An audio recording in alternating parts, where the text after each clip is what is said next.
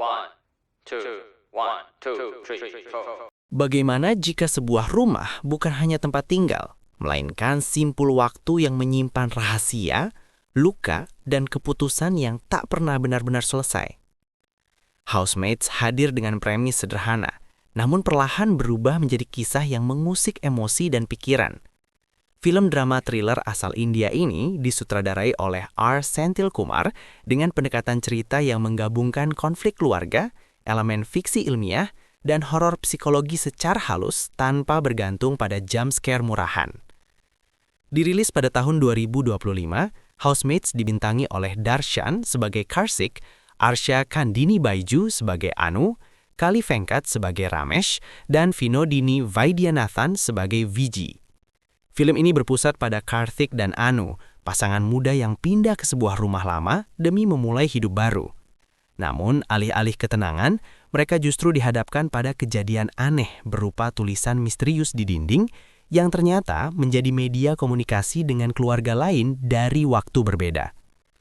Keunikan Housemates terletak pada cara film ini membangun ketegangan bukan lewat teror visual, melainkan lewat dialog, pilihan moral, dan konsekuensi dari tindakan manusia terhadap waktu. Sinematografinya sederhana namun efektif, didukung tata suara yang sunyi dan menekan, membuat penonton ikut larut dalam atmosfer penuh kecemasan.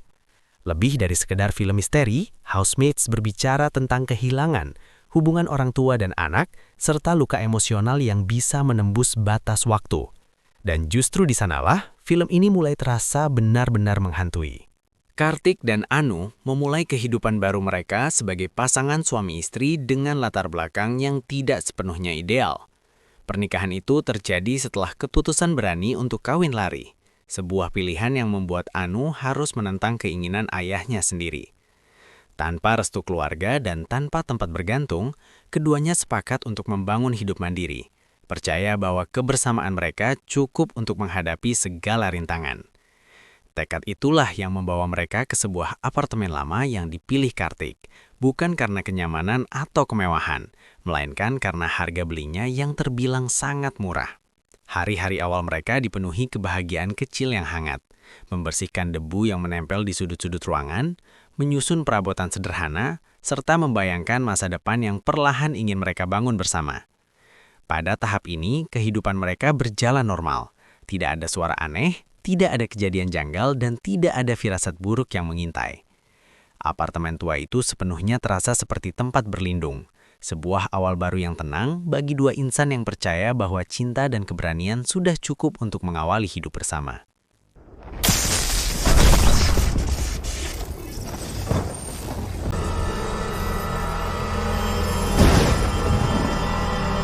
Beberapa hari setelah menetap di apartemen itu, ketenangan yang semula menyelimuti kehidupan Karthik dan Anu perlahan mulai retak. Kejanggalan kecil muncul tanpa peringatan. Lampu di beberapa ruangan kerap menyala dan mati sendiri, seolah ada tangan tak terlihat yang memainkan saklarnya. Pada saat-saat tertentu, Anu juga mendengar suara langkah kaki yang samar, padahal ia yakin apartemen itu sedang kosong. Awalnya semua kejadian tersebut masih bisa diabaikan, namun keganjilan berikutnya jauh lebih sulit untuk dijelaskan. Di dinding yang sebelumnya bersih, mulai muncul noda-noda aneh, menyerupai coretan kasar seperti gambar yang dibuat oleh anak kecil. Anu yang lebih sering menghabiskan waktunya sendirian di rumah, perlahan diliputi rasa tidak nyaman. Kesunyian apartemen kini terasa menekan, dan setiap suara kecil mampu memicu kegelisahan. Ia mencoba menceritakan semua yang ia alami kepada Karthik, berharap mendapatkan pengertian dan dukungan. Namun Karthik yang tengah disibukkan oleh pekerjaannya, menanggapi keluhan itu dengan logika semata. Baginya, lampu rusak, suara berasal dari apartemen tetangga dan noda di dinding hanyalah akibat bangunan tua yang kurang terawat. Penjelasan rasional tersebut justru menjadi tembok yang memisahkan mereka. Semua gangguan dianggap sebagai halusinasi Anu akibat kesepian. Alih-alih merasa tenang, Anu justru merasa semakin sendirian, terjebak di rumah yang mulai terasa asing tanpa ada satupun orang yang benar-benar mempercayai apa yang ia alami.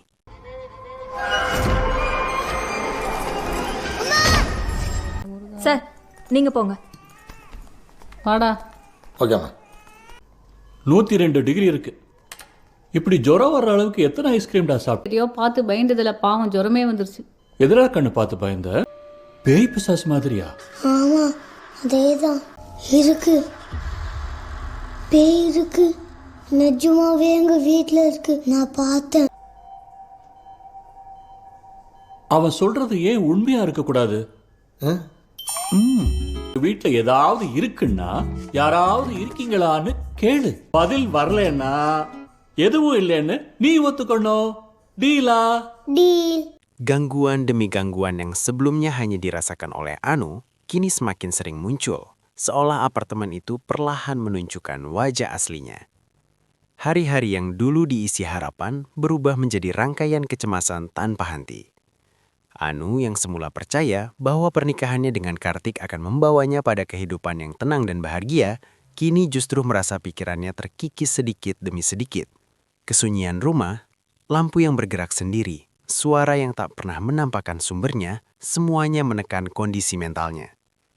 Dalam keputusasaan, Anu akhirnya memohon pada Kartik agar mereka meninggalkan apartemen tersebut dan mencari tempat tinggal lain, apapun risikonya. Namun, bagi Kartik, apartemen itu adalah simbol pencapaiannya. Ia melihatnya sebagai tempat tinggal impian, hasil dari kerja keras dan pengorbanannya sejak awal pernikahan. Permintaan Anu dianggap berlebihan, bahkan tidak masuk akal. Penolakan Kartik menjadi pemicu ledakan emosi yang selama ini terpendam. Adu mulut pun tak terelakkan. Kartik bersikeras bahwa semua yang dialami Anu hanyalah halusinasi akibat stres dan kesepian. Sementara Anu merasa dirinya tidak dipercaya dan ditinggalkan secara emosional oleh suaminya sendiri. Kata-kata tajam saling dilontarkan, menyisakan luka yang tak terlihat. Dalam keadaan lelah dan kecewa, Anu memilih meninggalkan Kartik dan masuk ke kamar untuk tidur, mengakhiri pertengkaran tanpa solusi. Kartik yang tertinggal sendirian di ruang tengah hanya bisa termenung, menatap sekeliling apartemen yang selama ini ia bela mati-matian. Keheningan terasa berbeda malam itu, lebih berat, lebih menekan. Saat ia berdiri untuk menutup jendela, sesuatu yang tak terduga terjadi. Jendela yang baru saja ditutup tiba-tiba terbuka kembali, seolah ada angin yang tak ia rasakan. Kejanggalan tidak berhenti di sana. Dari arah kamar mandi terdengar suara samar, seperti air yang menetes atau langkah kaki yang tertahan. Di lantai, jejak-jejak kaki perlahan muncul tanpa ada siapapun di sekitarnya. Untuk pertama kalinya, rasionalitas Kartik runtuh. Semua yang selama ini ia sangkal, kini terjadi tepat di hadapannya. Rasa bersalah pun menghantamnya keras. Ia menyadari betapa sendirinya Anu selama ini. Dengan hati yang dipenuhi penyesalan, Kartik mendatangi Anu dan meminta maaf, mengakui bahwa ia salah telah mengabaikan ketakutannya. Sebagai upaya terakhir, mereka memutuskan memanggil dukun untuk mengusir makhluk halus yang diduga menghuni apartemen tersebut. Ritual dilakukan, doa dibacakan, namun hasilnya justru di luar dugaan. Sang dukun menyatakan bahwa tidak ada makhluk berniat jahat di rumah itu. Yang ada hanyalah kehadiran yang berniat baik, sesuatu yang tidak berbahaya. Pernyataan itu justru menimbulkan kebingungan baru bagi Kartik dan Anu. Tak lama setelah kejadian itu, mereka menemukan sesuatu yang jauh lebih aneh. Di salah satu dinding apartemen, muncul tulisan samar yang perlahan berubah menjadi kalimat yang jelas. Dengan perasaan campur aduk antara takut dan penasaran, Kartik dan Anu mencoba merespons tulisan tersebut. Ajaibnya, pesan-pesan baru muncul, seolah menjawab pertanyaan yang ada di benak mereka. Kartik mulai membalas tulisan-tulisan tersebut, mencoba memahami pola komunikasi yang terjadi. Mereka menyadari bahwa pesan-pesan tersebut muncul tanpa suara, tanpa bayangan, tanpa wujud apapun. Perlahan, rasa takut yang sebelumnya mendominasi mulai berubah menjadi rasa penasaran. Di sudut lainnya, pasangan lain bernama Ramesh dan Fiji mulai merasakan keanehan yang perlahan merayap mulai menghantui keseharian mereka, dengan pola yang nyaris sama seperti yang dialami oleh Kartik dan Anu. Setelah anak yang bernama Muhi semakin menunjukkan keanehannya yang bisa merasakan keberadaan hantu, Ramesh dan Fiji pun mulai menyadari kemunculan tulisan-tulisan aneh di dinding apartemen. Coretan itu tidak muncul sembarangan, melainkan seolah menjadi peringatan atas sesuatu yang belum mereka pahami. Sekaligus, jawaban atas pertanyaan yang tidak pernah mereka ucapkan dengan lantang. Ketidakmampuan untuk menjelaskan fenomena tersebut membuat keduanya sampai pada satu kesimpulan sederhana namun menakutkan. Rumah itu berhantu. Perlahan, kepingan-kepingan misteri yang selama ini terpisah mulai menyatu. Kartik dan Anu akhirnya menyadari bahwa tulisan-tulisan yang muncul di dinding apartemen bukan berasal dari makhluk gaib seperti yang mereka bayangkan sebelumnya, melainkan dari penghuni lain yang pernah atau mungkin masih menempati rumah itu. Kesadaran tersebut datang bersamaan dengan penemuan yang lebih mengejutkan. Isi pesan terasa terlalu personal, terlalu relevan, seolah ditulis oleh seseorang yang benar-benar hidup di ruang yang sama. Di sisi lain, di masa lalu, Ramesh dan Fiji juga sampai pada pemahaman serupa. Mereka mulai mengerti bahwa tulisan-tulisan di dinding apartemen bukanlah pesan dari arwah gentayangan, melainkan berasal dari masa depan, dari orang-orang yang belum mereka kenal, namun berbagi tempat tinggal yang sama. Meski terhubung, tidak pernah ada kontak fisik di antara kedua pasangan tersebut. Mereka tidak bisa saling melihat atau mendengar, hanya berkomunikasi lewat rangkaian tulisan yang muncul di dinding apartemen. Dua keluarga itu hidup di ruang yang identik, berjalan di lantai yang sama dan menyentuh dinding yang sama, namun berada di waktu yang berbeda. Dalam keterbatasan itu, terjalin hubungan yang aneh, sebuah keterhubungan tanpa pertemuan, yang membuktikan bahwa satu rumah dapat menampung dua kehidupan, selama waktu mengizinkannya. Seiring berjalannya waktu, pesan-pesan yang sebelumnya dipenuhi ketakutan perlahan berubah menjadi sebuah dialog. Kartik dan Anu, begitu pula Ramesh dan Fiji, mulai saling berbagi kejanggalan yang mereka alami di apartemen tersebut. Dari rangkaian tulisan yang muncul di dinding, terungkap fakta yang jauh lebih aneh dari dugaan awal. Ramesh dan Fiji hidup di tahun 2012, sementara Kartik dan Anu berada 10 tahun setelahnya, di tahun 2022. Meski terpisah oleh 1 dekade, keduanya ternyata menempati apartemen yang sama, hanya dibatasi oleh waktu. Kesadaran itu membawa mereka pada penemuan berikutnya yang lebih mengganggu. Setiap aktivitas yang dilakukan salah satu keluarga ternyata berdampak langsung pada keluarga di waktu lain. Saat Ramesh menyalakan kipas angin di apartemennya, kipas di rumah Kartik ikut berputar tanpa peringatan. Sebaliknya, ketika Kartik memainkan saklar lampu, cahaya di apartemen Ramesh menyala dan mati secara bergantian. Fenomena ini membuat kehidupan kedua keluarga semakin kacau. Rutinitas sederhana berubah menjadi sumber konflik yang tak terhindarkan. Benturan aktivitas yang terjadi hampir setiap hari menciptakan ketidaknyamanan yang terus menumpuk. Kartik yang sering terbangun di malam hari akibat gangguan listrik yang tak bisa ia kendalikan, mulai kekurangan waktu tidur. Kondisi tersebut berdampak buruk pada pekerjaannya, membuat performanya menurun dan tekanan di kantor semakin berat. Di masa lalu, Ramesh mencoba mengakali penggunaan listrik demi menghindari gangguan, namun usahanya berakhir tragis. Ia tersengat aliran listrik dan terjatuh, meninggalkan trauma yang sulit dilupakan. Tragedi demi tragedi membuat hubungan lintas waktu itu semakin memburuk. Meski beberapa konflik berhasil dicegah lewat peringatan yang disampaikan melalui tulisan, tidak sedikit peristiwa justru tercipta akibat kesalahpahaman. Alih-alih menjadi solusi, komunikasi yang menghubungkan dua waktu ini perlahan berubah menjadi sumber kekacauan yang mengancam kehidupan kedua keluarga. Mendekati puncak cerita, misteri apartemen itu perlahan mulai menemukan bentuknya. Baik Kartik maupun Ramesh yang semakin tertekan oleh kekacauan yang tak kunjung berhenti, akhirnya sama-sama mencari bantuan dari orang-orang yang dianggap memahami hal-hal di luar nalar. Mereka meminta penjelasan pada para ahli, orang yang memahami bangunan lama, energi ruang, hingga kejadian-kejadian tak kasat mata. Dari pencarian itulah, terungkap bahwa apartemen tersebut bukan sekadar penghubung biasa, melainkan titik temu dua waktu yang pernah bersinggungan secara tidak wajar. Kartik yang hidup di tahun 2022 dan Ramesh yang berada di tahun 2012 ternyata bertemu pada satu lintasan waktu yang sama. Pertemuan ini bukan dalam wujud fisik, melainkan melalui ruang yang saling tumpang tindih. Akibatnya, setiap aktivitas yang terjadi di dalam apartemen dapat dirasakan oleh kedua keluarga, seolah batas waktu runtuh di antara dinding-dinding rumah itu. Fenomena ini diyakini berakar dari sebuah peristiwa traumatis yang pernah terjadi di masa lalu, sebuah kejadian yang begitu kuat hingga meninggalkan bekas mendalam. Di masa kini, dampaknya terasa begitu nyata.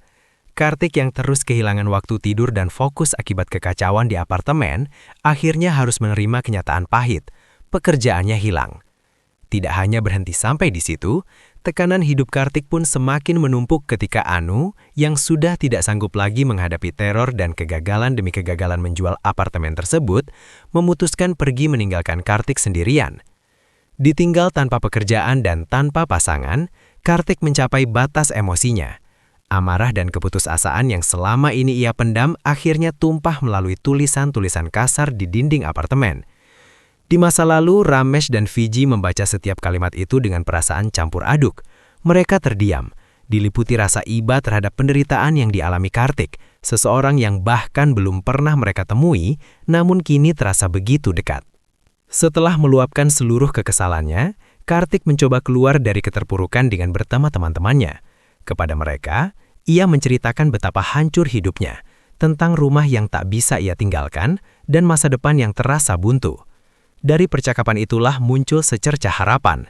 Salah satu temannya menyarankan agar Kartik mencari tahu siapa sebenarnya Ramesh, sosok misterius di balik pesan-pesan itu, agar semua benang merah kehidupannya dapat tersusun kembali. Di sisi lain, Ramesh yang juga ingin mengakhiri kekacauan ini mendapatkan saran serupa untuk mencari Kartik. Dua niat yang lahir di waktu berbeda, kini bergerak menuju satu tujuan yang sama. Pencarian pun berlanjut, membawa Kartik dan Ramesh ke jalan hidup yang saling bersilangan di tahun yang berbeda. Di tahun 2022, Kartik terus menelusuri jejak Ramesh yang seolah menghilang sejak 2014.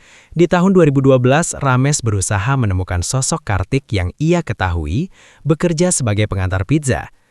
Keputusasaan hampir menelan keduanya, hingga akhirnya Kartik berhasil menemukan Ramesh secara fisik, sedangkan Ramesh hanya bisa mendapatkan kontak dari Kartik. Namun, pertemuan itu jauh dari yang ia bayangkan. Kartik langsung menghujani Ramesh dengan pertanyaan dan penjelasan tentang kejadian-kejadian aneh yang terjadi di apartemen pada tahun 2012. Ramesh menolak mentah-mentah semua tuduhan itu, bersikukuh bahwa ia tidak pernah mengalami hal-hal yang diceritakan Kartik. Emosi Kartik memuncak. Ia merasa dilupakan, dikhianati oleh orang yang selama ini terhubung dengannya lewat dinding. Di tengah amarah itu, telepon dari temannya yang cerdas mengubah segalanya. Temannya menjelaskan bahwa Ramesh yang ia temui bukanlah Ramesh yang selama ini berkomunikasi dengannya. Keduanya hidup di dimensi yang berbeda. Kartik tercengang. Kesadaran itu memaksanya mundur, meninggalkan tempat pertemuan. Namun, Ramesh yang mulai merasakan adanya kejujuran dari kata-kata Kartik mulai menghadangnya karena rasa keingintahuan yang lebih jauh. Tak lama berselang, di tahun 2022, Kartik dan Anu menyambut kedatangan Ramesh dan Fiji.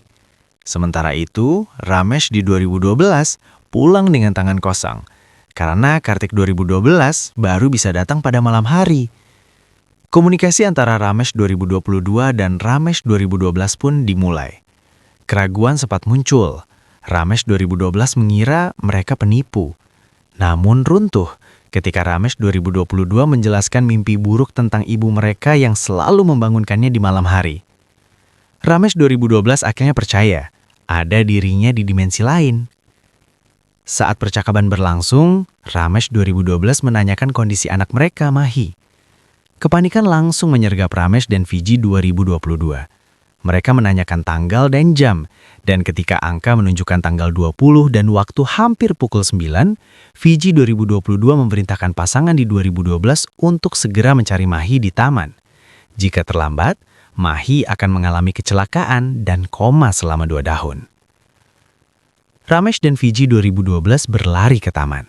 Benar saja, Mahi sedang berusaha mengambil mainannya yang tersangkut di pohon. Teriakannya menggema. Di saat kritis itu, Kartik 2012 datang dan mendengar jeritan Mahi. Tanpa berpikir panjang, ia memacu motornya, namun sebuah mobil melintas dan tabrakan tak terhindarkan. Takdir berpihak. Tubuh Kartik terpental ke arah Mahi, menyelamatkannya tepat waktu. Di sisi lain, keluarga Ramesh dan Kartik 2022 diliputi kecemasan, menatap dinding yang kini sunyi. Tak ada tulisan, tak ada jawaban. Di masa kini, Kartik dan Anu mulai merasakan bahwa komunikasi lintas waktu yang selama ini mengikat mereka dengan keluarga Ramesh perlahan mendekati akhirnya. Tulisan-tulisan di dinding semakin jarang muncul, seolah ruang itu sendiri tengah menutup jalurnya. Tidak ada pertemuan dramatis atau perpisahan yang terucap secara langsung, hanya keheningan yang menandakan berakhirnya hubungan aneh yang telah mengubah hidup mereka. Namun tepat ketika mereka mengira segalanya telah selesai, sebuah tulisan kembali muncul. Pesan itu membawa kabar yang selama ini mereka paling tunggu. Mahi, selamat. Lebih dari itu, Ramesh di tahun 2012 menuliskan bahwa sosok yang menyelamatkan anaknya adalah Kartik 2012. Sebuah ironi yang menyatukan seluruh kepingan takdir. Kejadian tak terduga tersebut membuat seluruh orang yang membaca pesan itu terdiam, lalu tersenyum. Untuk pertama kalinya sejak semua kekacauan dimulai, apartemen itu dipenuhi perasaan lega, bukan ketakutan.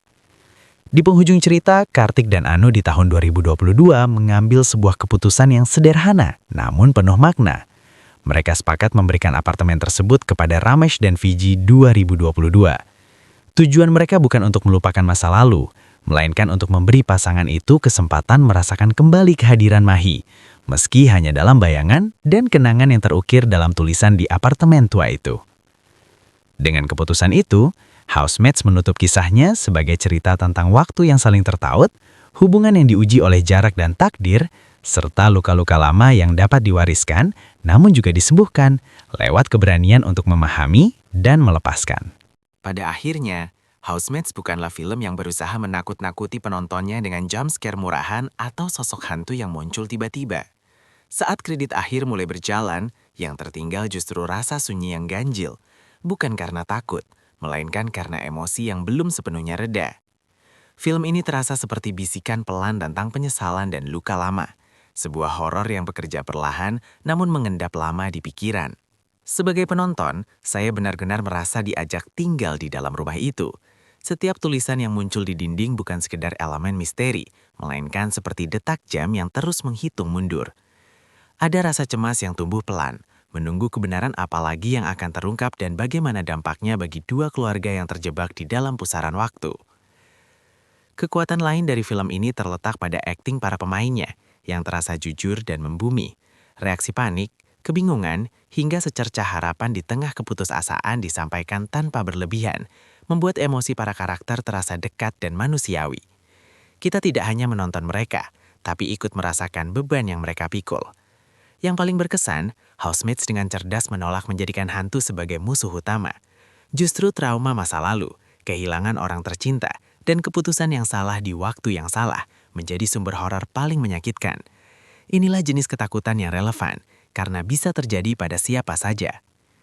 Meski alurnya berjalan pelan, setiap potongan cerita memiliki makna. Ditambah lagi, saya harus mengacungi jempol untuk sutradara R. Senthil Kumar yang berhasil meramu horor, komedi, drama, dan intrik kekeluargaan menjadi satu sajian yang seimbang dan mudah dinikmati. Housemates mungkin bukan film untuk semua orang, tetapi bagi kamu yang menyukai kisah tentang waktu, keluarga, dan luka batin yang tak kasat mata, film ini akan terus teringat bahkan setelah layar benar-benar gelap. Dan kalau kamu ingin ulasan film menarik lainnya dengan sudut pandang yang lebih dalam, jangan lupa mampir dan terus ikuti konten terbaru di channel Kamar Nonton.